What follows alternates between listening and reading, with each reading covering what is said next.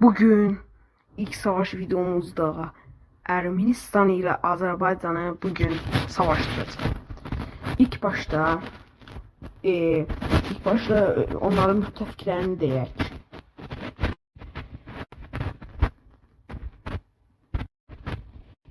Azərbaycanın müttəfiqləri sadəcə Türkiyə oldu və Türkiyə Azərbaycana Naxçıvan, sadəcə Naxçıvan üzərindən Azərbaycana silah göndərə bilərdi.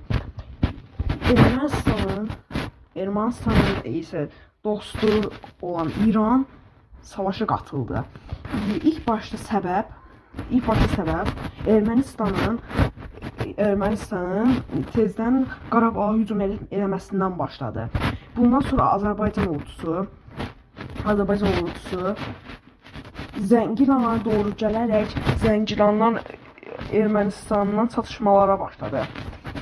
Ancaq Türkiyə ilə isə İran sadəcə bunları izləyirdi və olası təhlükələrə qarşı öz dostlarına kömək edəcəklərdi. Azərbaycan və Ermənistan burada döyüşməyə başladı. Və tam bir həftədir sürən çatışmanın ardından Azərbaycan ordusu Ermənistan burasını ələ keçirərək Türkiyənin keçişi sağladı. Türkiyənin buralardan keçişini sağladı. Bunu görən İran da artıq Azərbaycana hücum etməyə başladı. Və Lənkərana gələrək Lənkərana hücum etməyə başladı. Və Azərbaycan ordusu da bunu görəndə hızlı bir şekilde Azərbaycan ordusu da həmin yerə 20.000 əskər göndərdi. Ancaq İran isə buraya 50.000 əskərini göndərmişdi. Bu çatışmanın ardından Azərbaycan ordusu tam 7.000 ordusunu itirdi. Ancaq İran sadəcə 4.000 ordusunu itirmişdi. Buna görə Azərbaycan ordusu geri çəkildi. Buna görə İran Azərbaycanın burasını tam 4 gün sürən bir çatışmanın ardından buradan tamamilə ələ keçirdi. Ermənistan başqa bir şey fikirləşərək Gəncəyi ələ keçirməyə çalışmaq istəyirdi. Bunu görən Ermənistanda ordusunu buraya gətirdi və buradan döyüşməyə başladı. Azərbaycan ordusu da həmin bölgəyə, yəni buraya əskər yenə yolladı. Daşkəsəndə çoxlu çatışmalar çıxdı. Tam 24 saatlıq çatışmanın ardından Azərbaycan ordusu erməniləri püskürtdü və Azərbaycan ordusu da həmçinin buranı ələ keçirdi. Ermənilərin paytaxtı Yerevana hücum etmək üçün Türkiyə hücuma keçdi və Türkiyə bir gün içində Türkiyə tamamilə İrəvanı ələ keçirməyə bacardı. Bunu görən Rusiya da savaşı dahil oldu və İran Rusiyaya dedi ki, gəl bizimlə bərabər savaşa qatıl dedi. Rusiya isə bu təklifi qəbul elədi və Rusiya Xəzər dənizi üzərindən gəmilərini çıxardı və düz Bakıya doğru gəldi. Bakıya gəldikdən sonra isə Bakıya hücum etməyə başladı. Hətta ordusunu belə indirdi. Azərbaycan əhalisi geri çəkilmədi və ruslarla hücuma keçdi. Ancaq Azərbaycan əhalinin 2000 ordu həyatını itirdi. Qalanları isə evlərini getdilər. Buna görə indirik Rusiya Bakını kontrol altına aldığını deyə bilərik. Ardından Türkiyə bunu görüncə gəmilərini çıxardıb tam buraya doğru gəldi.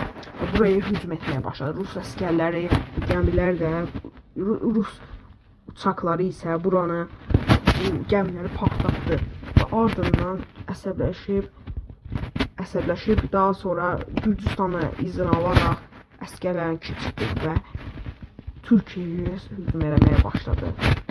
Türkiyənin Gürcistan üzərinə hücum edib Türkiyənin buralarını ələ keçirməyi bacardı. Bunu görən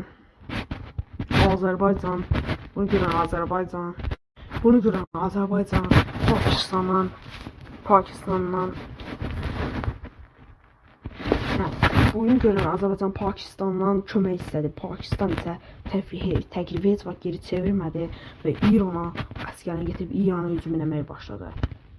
Tam hızlı bir şəkildə tam buraları ələ keçirməyi bacardı. İran bunu görəndə Azərbaycanla ilgilənmədi və Pakistana doğru yönəldi. Ancaq İran paytaxtında düz 90 minlik əsgərini Pakistana doğru sürdürdü. Ancaq Pakistan ona gələnə kimi Pakistan hızlı bir şəkildə buraları ələ keçirdi. Nəhayət ki, İran əsgərləri buraya gəldi və hücum etməyə başladılar. İran əsgərləri onları biraz püskürsə də Pakistanla daha çox ordu göndərərək onları darmadağın elədilər və hücuma keçib bura qədər gəldilər.